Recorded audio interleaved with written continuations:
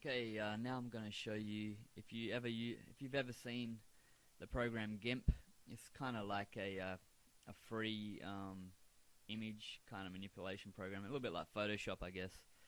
That it's an open source program you can find online, and I'm just going to quickly show you how you'd make your own like vector brush using Gimp. As you can see, I've just started a document here real quick.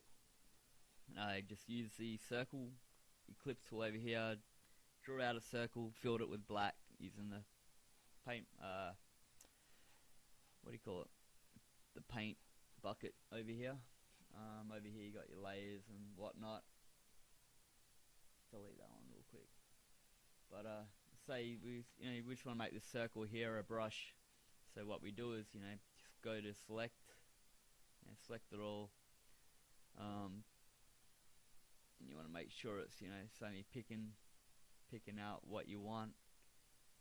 You want to go down to crop to selection. So say you had it any bigger than that, you're not picking up any of the excess around the circle you've got here.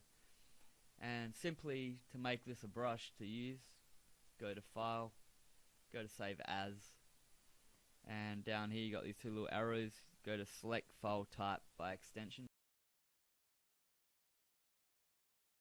over here, and what you want to find is this one, the Gimp Brush, the GBR. So call that circle, and save it, and make sure it's saved